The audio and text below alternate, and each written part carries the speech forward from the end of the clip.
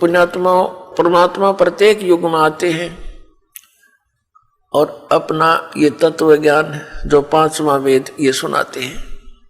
अब जब परमात्मा ने उस पांचवें वेद में आकर बताया है, अपनी प्यारी आत्माओं को मिलते हैं जो उनके बहुत कृपा पात्र होते हैं। वैसे तो उनके सभी ही प्रिय हैं, चींटी से लेकर हाथी तक, रंग से लेकर राजा तक, हम एक ही परम पिता के बच्चे हैं। चाहे किसी मजहब धर्म से हम संबंधित रखते हो, लेकिन हमारा मूल पिता एक ही है। वो कबीर देव है, वो परम अक्षर ब्रह्म है, वो हमारा जनक है। या तो हम काल के अधीन होकर के इसके संकेत से अब हम नाच रहे हैं। उस परमेश्वर के सभी वैसे तो बच्चे हैं, लेकिन पिता अपने उस बच्चे को ही घर का कारोबार संभलवाता है जो संभालने योग्य होता है। उसी को अपनी तजूरी यानी सेफ की चाबी देता है जो उस धन को संभाल सके। नादान बच्चे को दे दे तो वो आप भी खराब करे और न भी खिलावे, तुरंत ही निर्धन हो जावे। तो इस प्रकार परमात्मा के विधान में लिखा है वेदों में कि वो परमेश्वर ऊपर रहता सचखंड में, जिसको ध्रुव लोक कहा है वेदों में,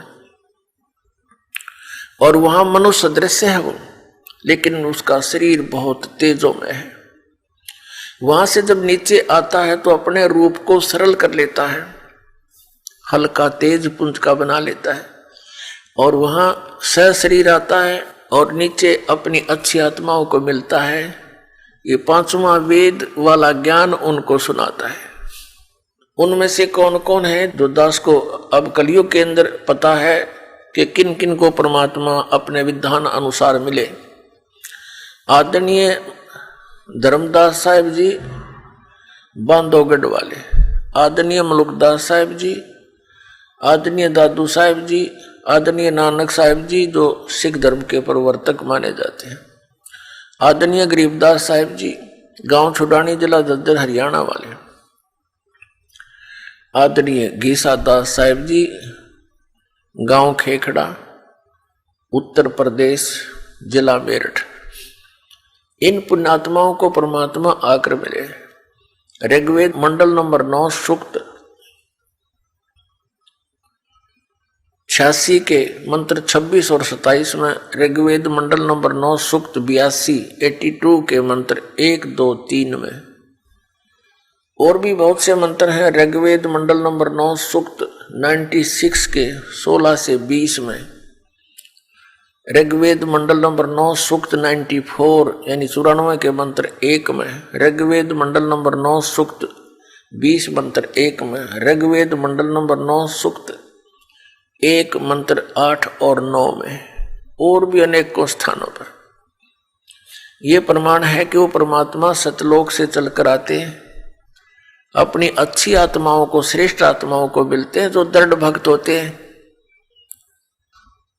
और ऐसे उनको प्राप्त होते हैं जैसे आकाशीय बिजली, आकाशीय विद्युत अपने स्नेह वाले धातु को ही आधार बनाकर उसके ऊपर गिरती है। जैसे पुराने समय में हमारे सामने एक कांसी धातु होती थी, कांसी, उसके थाली बेले होते थे। वर्षा के दिनों में यदि वो बाहर रह जाते थे, हमारी दादी जी कहती थी हमारी माताओं को कि इन कांसी के बर्तनों को अंदर रखो, इन पर बिजली गिरती है अमूमन। तो कहने का भाव यह है कि ऐसे वो परमात्मा उन विशेष पुण्य आत्माओं पर अट्रैक्ट होता है, किस लिए कि वो मेरा काम कर सकते हैं। बाकी तो बालक है, वो इस धन को खराब कर सकते हैं। इसलिए उन पुण्यात्माओं को इस कलयुग में आकर मिले। वैसे तो वो परमात्मा अपनी प्यारी आत्माओं को बहुतों को मिले हैं, लेकिन उनको वो धन दिया नहीं। मिले अवश्य हैं कि उनकी दृढ़ता ना पाने से उनको वो धन दिया नहीं जो इन पुण्यात्माओं को दिया। अब प्रसंग है कि हम इस बहुत ही गंदे लोक में रह रहे हैं। और यहाँ का स्वामी है ये काल भगवान, ज्योति स्वरूपी निरंजन, जिसको सरपुरुष कहते हैं। और इसके 3 पुत्र हैं, रजगुण ब्रह्मा जी, सतगुण विष्णु जी, तमगुण शिव जी। और दुर्गा इनकी पत्नी है, ब्रह्मा विष्णु महेश की माता है। इस काल भगवान को श्राप लगा हुआ है 1 लाख मानव शरीरधारी प्राणियों का नित आहार करने का। पुण्यात्माओं, हम चतुर गणे हो गए, एक थोड़ी सी शिक्षा प्राप्त करके छोटी मोटी कोई पोस्ट हमें प्राप्त हो जाती है और समय पर 2 रोटी ठीक प्राप्त हो रही है, तो हमने भगवान के मार्ग का ज्ञान नहीं रहा और ना इतनी आवश्यकता समझते, और हमने अभी तक जो सुना है वो अज्ञान भर रखा है। और ये तत्व ज्ञान जो प्रारंभ होता है, ये मन ना जाने कितने जो है ऑब्जेक्शन पैदा कर देता है।